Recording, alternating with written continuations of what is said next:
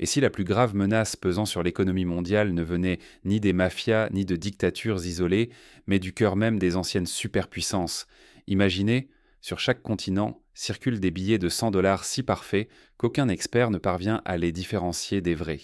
On les appelle les super-dollars, des faux d'une sophistication jamais vue, dont la source demeure introuvable aux États-Unis.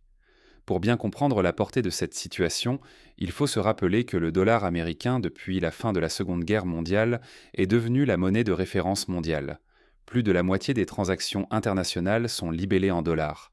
Lorsqu'une fausse coupure est aussi parfaite qu'une vraie, ce n'est pas seulement une question de fraude, c'est la crédibilité même de l'économie mondiale qui est en jeu. Imaginez un instant que chaque billet en circulation soit suspect. C'est la confiance qui s'effondre, et avec elle tout l'édifice financier global. Ces billets traversent contre tous les contrôles, trompent les détecteurs, résistent aux analyses chimiques. Jamais pourtant ils n'ont été imprimés sur le sol américain. Année après année, les enquêtes piétinent. Très vite, tous les regards convergent vers la Corée du Nord, soupçonnée d'être la fabrique de ces super-dollars grâce à des moyens industriels dignes d'un grand État. Mais un retournement s'annonce. De récentes archives ouvertes par Vladimir Poutine bouleversent toutes les certitudes. Pour illustrer l'ampleur du phénomène, prenons l'exemple du marché noir de Hong Kong dans les années 90. Les commerçants et les changeurs étaient soudain inondés de billets de 100 dollars, impossible à distinguer des vrais. Les autorités locales, désemparées, faisaient un appel à des experts américains. Même les machines les plus récentes échouaient à détecter la supercherie. Seule une analyse poussée, impliquant des techniques de spectroscopie avancées, permettait de relever des différences microscopiques dans la structure du papier ou la composition des encres. D'après ces documents, la vérité s'avère bien plus complexe et bien plus inquiétante. Derrière ces faux billets se cacherait non seulement la Corée du Nord, mais surtout l'ombre de l'Union soviétique. C'est elle qui, dans les années 80, aurait conçu la technologie de contrefaçon avant de la transmettre à Pyongyang. Au cœur de la guerre froide, une guerre monétaire clandestine se jouait, menaçant la confiance mondiale dans le dollar. Pour mieux comprendre, faisons un parallèle avec d'autres guerres de l'ombre menées au XXe siècle. Durant la Seconde Guerre mondiale, l'opération Bernard menée par l'Allemagne nazie avait pour but de submerger l'économie britannique de fausses livres sterling. Les nazis avaient utilisé des prisonniers experts en imprimerie dans les camps de concentration pour fabriquer des billets presque parfaits. Si cette opération avait réussi à grande échelle, elle aurait pu provoquer l'effondrement de la devise britannique. Les superdollars s'inscrivent dans cette lignée.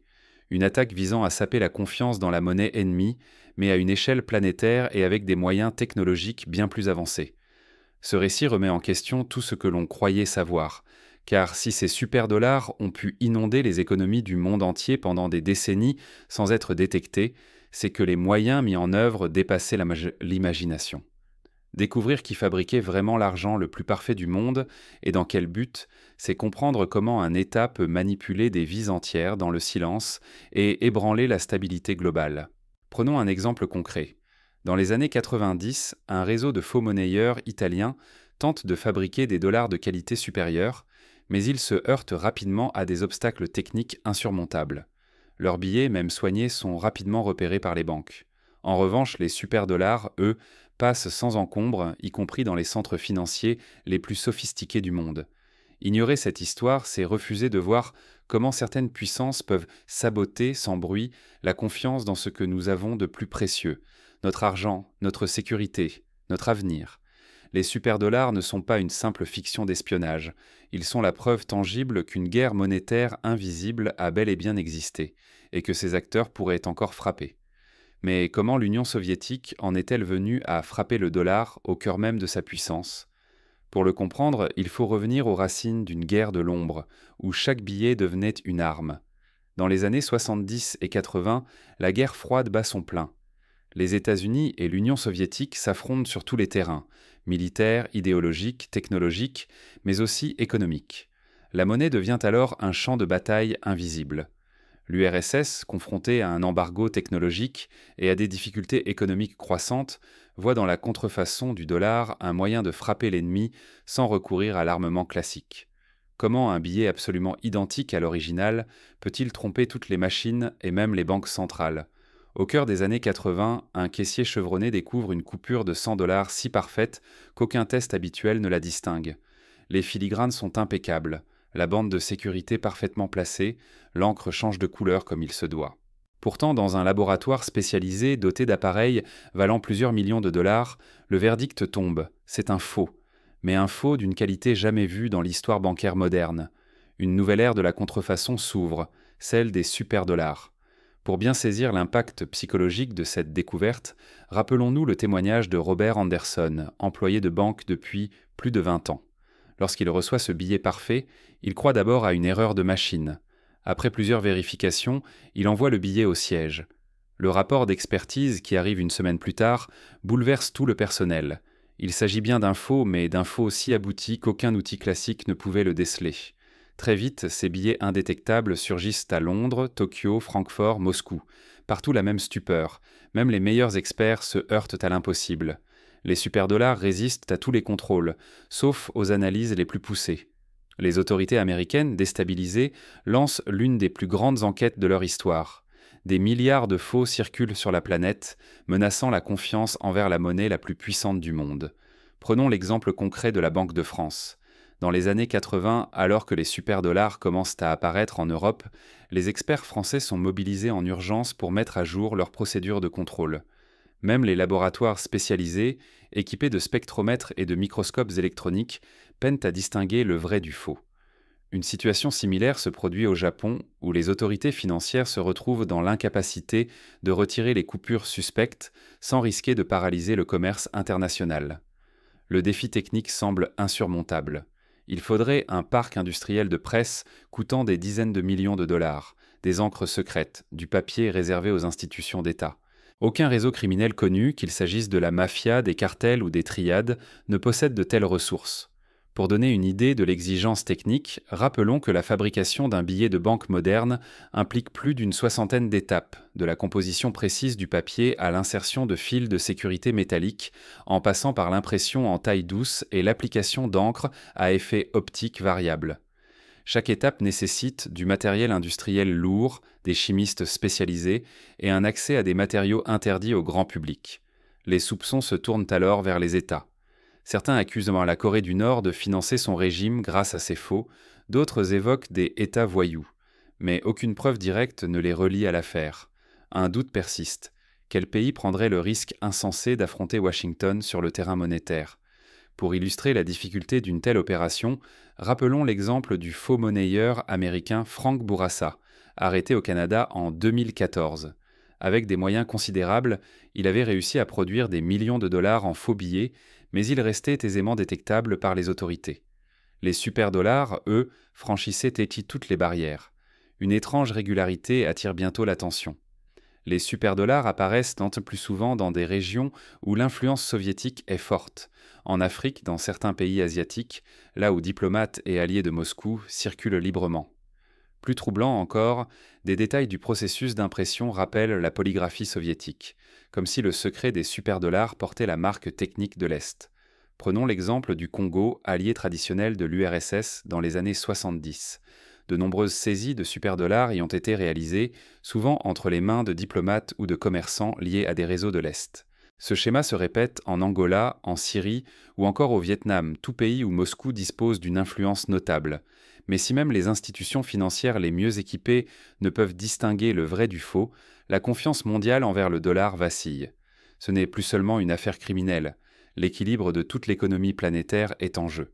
Le risque, un chaos financier où chacun peut perdre ses économies, sa réputation, son avenir. La frontière entre le vrai et l'illusion monétaire devient floue et la sécurité de nos sociétés menace de s'effondrer. Pour donner une idée du niveau de panique potentiel, rappelons les crises bancaires en Argentine ou en Grèce, où la population, craignant pour la valeur de sa monnaie, s'est ruée au guichet pour retirer ses économies. Si la confiance dans le dollar venait à être ébranlée de la même façon, le choc serait planétaire. Alors, qui possède l'audace, la technologie et le savoir-faire pour orchestrer une telle attaque contre le dollar ? La vérité révélée bien plus tard va dépasser toutes les théories, dévoilant une guerre secrète où la domination financière mondiale est le prix ultime. Des archives récemment ouvertes vont bouleverser notre compréhension de cette énigme. Ce que cachait l'Union soviétique, Poutine l'a finalement laissé entrevoir au monde entier. Quand l'État devient le faussaire suprême, où finit la loi et où commence le sabotage ? Ici, il ne s'agit pas simplement de faux billets, mais d'une guerre silencieuse où chaque détail peut faire basculer l'équilibre mondial. L'autorité et le crime s'y confondent dans une zone d'ombre aux frontières mouvantes. Au centre de Leningrad, des archives nouvellement ouvertes dévoilent une pièce maîtresse du secret soviétique, le fameux 7e atelier. Ce lieu n'était pas une vulgaire planque de faussaires, mais un laboratoire d'élite. On y trouvait des chimistes, des ingénieurs en polygraphie, des graveurs de génie, tous triés sur le volet. Pour donner une idée de l'ambiance de cet atelier, on peut la comparer au mythique laboratoire du Manhattan Project, où les plus brillants scientifiques américains travaillaient dans le secret le plus absolu à la conception de la bombe atomique. De la même façon, le 7e atelier réunissait les meilleurs cerveaux soviétiques, chacun expert dans son domaine, travaillant à la limite de la légalité et de l'éthique. Leur mission, reproduire le dollar américain dans ses moindres fibres jusqu'à en dépasser l'original. Ils inventent des papiers à base de coton ultra fin, élaborent des encres thermoréactives et conçoivent des presses uniques, invisibles sur le marché noir. Chaque billet doit tromper l'œil, la main et même les détecteurs électroniques les plus sophistiqués de l'époque. Ces super-dollars ne sont pas qu'une prouesse d'artisans. Ils deviennent une arme de financement occulte. Grâce à eux, le KGB et les services secrets soviétiques achètent dans des équipements occidentaux, soudoient des agents et alimentent leur propre réseau clandestin. Le dollar, symbole de toute puissance, est retourné contre ses créateurs. Pour illustrer cette utilisation stratégique, prenons le cas de l'achat de composants électroniques interdits à l'exportation. Les superdollars servaient à financer des transactions clandestines dans des pays tiers, brouillant les pistes et rendant impossible toute enquête internationale. Un exemple concret, des équipements informatiques américains de pointe achetés à Hong Kong avec des superdollars se retrouvaient dans quelques semaines plus tard dans des laboratoires militaires soviétiques. Bientôt, l'opération prend de l'ampleur. On la baptise « encre rouge ». Au plus fort de la guerre froide, des montagnes de superdollars circulent par des filières invisibles. Chaque année, des centaines de millions de faux billets transitent par Londres, Tokyo, Francfort, voire Moscou. Pour les États-Unis, il s'agit d'une attaque monétaire d'une audace inédite, sapant la confiance mondiale dans leur devise. Pour mesurer l'ampleur de l'opération, rappelons que sur 20 ans, plus de 4 milliards de dollars en superdollars auraient été mis en circulation. C'est l'équivalent du budget annuel de pays entiers, injecté clandestinement dans l'économie mondiale. En comparaison, lors de l'opération Bernard, les nazis n'avaient réussi à produire que quelques centaines de millions de livres sterling. Mais à l'aube de l'effondrement soviétique, un nouveau dilemme s'impose. Comment préserver ce savoir-faire stratégique ? Lentement, les plans, les presses et les formules sont transmis à un allié inattendu, la Corée du Nord. Tandis que le rideau de fer se fissure, Pyongyang hérite du flambeau, perfectionnant à son tour l'art du faux billet. Un transfert discret mais capital qui va rebattre les cartes de la finance occulte mondiale. À tout moment, la révélation de cette opération aurait pu provoquer un cataclysme diplomatique. Les risques étaient immenses, sanctions, isolement, voire effondrement économique. Mais le secret tint bon jusqu'à aujourd'hui. Le plus inquiétant, la chute de l'Union soviétique n'a pas tué les superdollars. Elle a disséminé leur technologie, leur savoir-faire et peut-être même leur ambition aux quatre coins du monde. Mais comment ces documents explosifs ont-ils soudain émergé ? Et pourquoi maintenant ?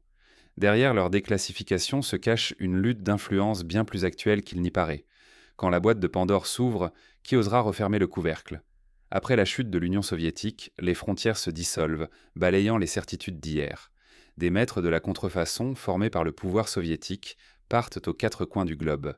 Certains vendent désormais leur savoir à des réseaux privés, d'autres rejoignent des organisations semi-officielles. Leur expertise, jadis précieuse pour l'État, devient une monnaie d'échange sur le marché noir international. Prenons l'exemple d'un ancien graveur soviétique, aujourd'hui installé en Afrique du Sud, où il propose ses services à des groupes criminels locaux. Le savoir-faire accumulé dans les ateliers secrets de Leningrad devient alors un outil au service du crime organisé, bouleversant l'équilibre des forces dans le monde souterrain de la fausse monnaie.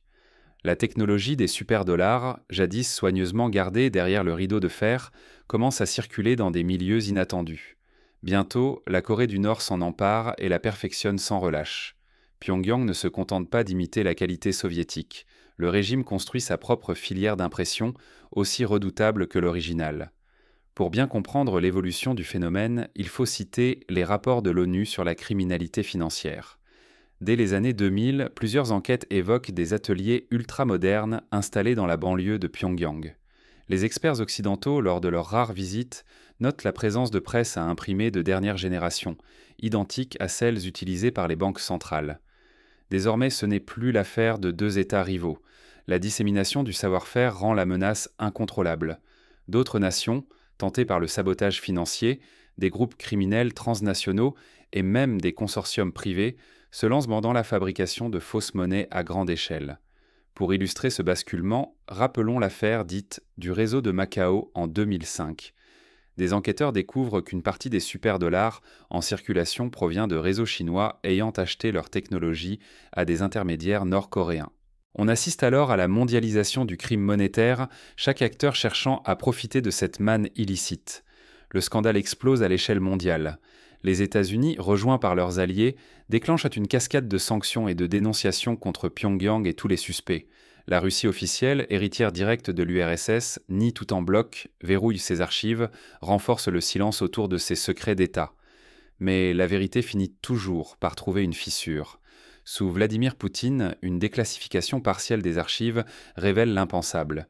Derrière les opérations clandestines, il y avait un plan d'État pensé au sommet du pouvoir soviétique. La guerre monétaire n'était pas un simple contournement. Elle était conçue comme une arme stratégique, au même rang que les espions ou les missiles. Pour mieux comprendre ce choix stratégique, rappelons que dans la doctrine soviétique, la guerre totale ne se limite pas au champ de bataille. Tout ce qui peut affaiblir l'ennemi est légitime, de la désinformation à la pénétration des systèmes financiers. La contrefaçon de devises s'inscrit dans cette logique d'usure économique prolongée.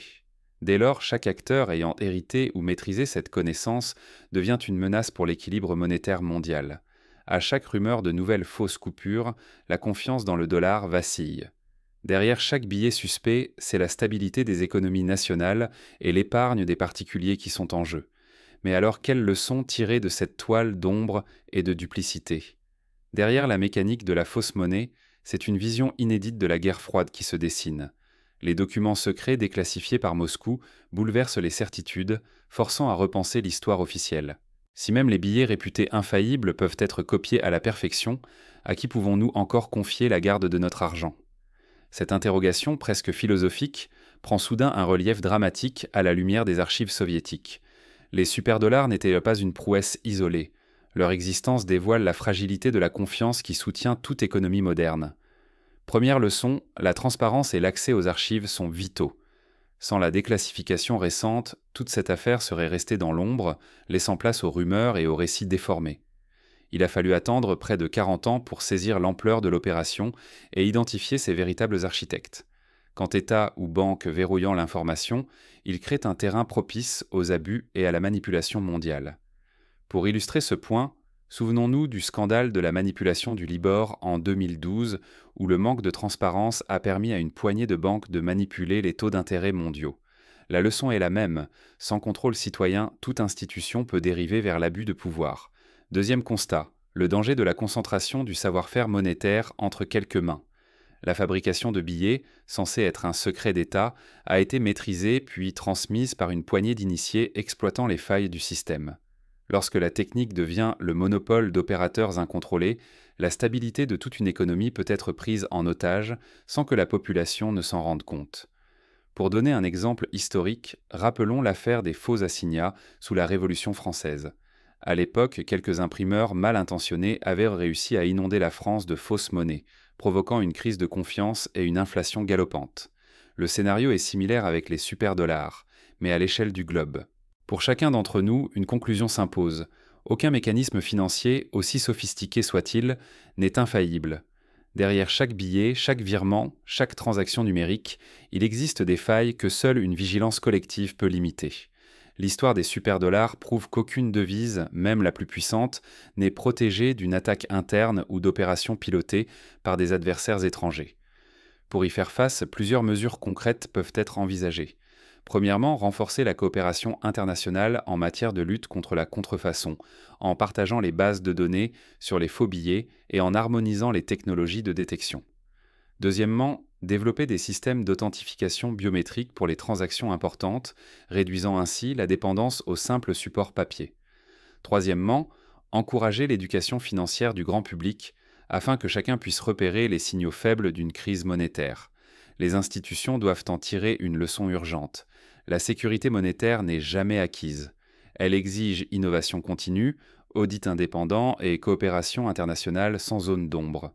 Cacher les failles, minimiser les menaces ou tout attribuer à un ennemi extérieur ne fait que préparer le terrain à une crise plus vaste. Ce scandale met à nu la précarité de la confiance. Il suffit que quelques centaines de millions de faux billets circulent pour ébranler l'ensemble du système. Les conséquences vont bien au-delà de la sphère économique. Elles touchent au psychisme collectif. La simple idée que l'argent pourrait perdre toute valeur ou que plus personne ne contrôle la situation peut déclencher des paniques en cascade. Pour illustrer ce risque psychologique, souvenons-nous de la crise du bank run sur la Northern Rock Bank au Royaume-Uni en 2007.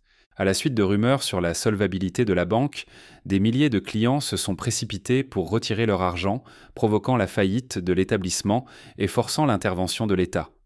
Voilà pourquoi si nous relâchons notre vigilance, si nous ignorons les signaux faibles, si nous laissons notre sécurité financière aux mains d'institutions opaques, nous devenons tous vulnérables. Petits épargnants, investisseurs, citoyens ordinaires, même États, nul n'est à l'abri si la confiance s'effondre à la racine. Mais comment cette opération d'une telle ampleur a-t-elle pu rester secrète pendant si longtemps ? Pour le comprendre, il faut plonger dans les réseaux clandestins et les complicités silencieuses qui ont rendu possible la plus grande fraude monétaire du XXe siècle.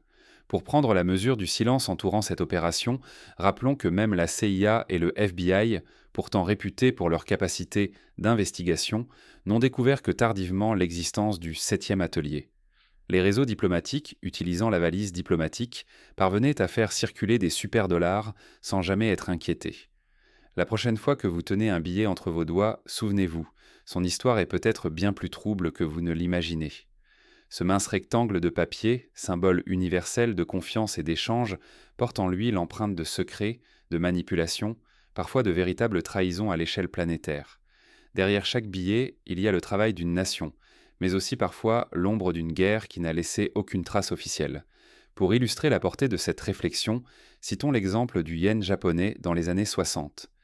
Victime de fausses coupures massives, le Japon a dû réformer entièrement sa politique monétaire, introduisant de nouveaux billets tous les 10 ans, au prix de milliards de yens. Les documents déclassifiés récemment nous forcent à ouvrir les yeux. Qui fabrique vraiment la confiance économique ? Quel réseau invisible, orchestre, détourne, menace la stabilité monétaire mondiale ? Rappelez-vous, dans les années 80, l'Union soviétique lance, dans un secret absolu, une opération de contrefaçon de dollars américains, utilisant des technologies inédites. Ce savoir-faire est ensuite transmis à la Corée du Nord, qui s'en empare et perfectionne l'art de la supercherie monétaire. Des milliards de faux dollars s'infiltrent dans les circuits mondiaux, franchissent donc tous les contrôles, effaçant la frontière entre l'authentique et la copie. Cette histoire, sortie des ombres de la guerre froide, nous montre que la confiance n'est jamais acquise, même pour la devise la plus puissante de la planète. Pour aller plus loin, on pourrait imaginer un scénario où la Chine, devenue en quelques décennies la première puissance économique mondiale, découvre à son tour un réseau de super-yuans. Les conséquences seraient identiques. Panique bancaire, effondrement de la monnaie, crise politique. La leçon des superdollars reste donc universelle. Ignorer ces réalités, c'est risquer de bâtir notre futur financier sur du sable. Prendre pour argent comptant tout ce qui brille, c'est accepter que tout puisse s'effondrer sans prévenir. Car la monnaie n'est pas seulement une affaire de chiffres ou de papier, c'est d'abord une question de confiance, lente à construire, rapide à détruire. Les superdollars n'étaient pas un simple épisode d'espionnage. Ils ont déstabilisé des marchés, ébranlé la réputation d'institutions et semé le doute jusque dans les bureaux des plus hauts décideurs. Ils prouvent qu'à chaque crise, chaque incertitude monétaire, se cache souvent une histoire bien plus vaste que le récit officiel. Pour les particuliers, il existe des gestes simples pour se prémunir contre les risques de contrefaçon. Vérifier les éléments de sécurité, privilégier les transactions électroniques sécurisées, se tenir informé des alertes émises par les autorités monétaires. Les entreprises, elles, doivent investir dans des systèmes de détection de pointe et former leur personnel. Il est vital de rester lucide, de questionner les évidences, de chercher qui manipule réellement le système monétaire mondial. Aujourd'hui encore, des héritiers de ces faussaires d'État pourraient agir dans l'ombre, sous de nouveaux masques, avec des outils plus modernes. Le billet que vous tenez, la confiance que vous accordez à une devise, repose sur une chaîne invisible d'actes, d'intérêts, de manipulation. Comprendre ce passé, c'est prendre une avance pour protéger son avenir. En guise de conclusion, rappelons-nous la devise des banquiers suisses. La confiance met des années à se construire, mais peut s'effondrer en un instant. Les superdollars nous rappellent que derrière chaque symbole monétaire, il y a une histoire de pouvoir, de secret, et parfois de guerre. Et vous, la prochaine fois que vous croiserez un billet, saurez-vous deviner ce qu'il dissimule? Serez-vous capable de percevoir les indices d'un système fragile, ou préférerez-vous croire les yeux fermés à la solidité de ces symboles? Le véritable danger ne vient pas de l'ennemi affiché, mais de l'allié qui change de camp, ou de l'initié devenu mercenaire. Celui qui possède le savoir-faire peut, à tout moment, bouleverser l'équilibre du monde. Ne sous-estimez jamais la force de l'histoire cachée. Un billet, une devise, une institution. Tout peut basculer soudainement lorsque l'ombre l'emporte sur la lumière. Restez attentif. Remettez en question vos certitudes. Parfois, la menace la plus sérieuse ne saute pas aux yeux, mais elle peut tout changer.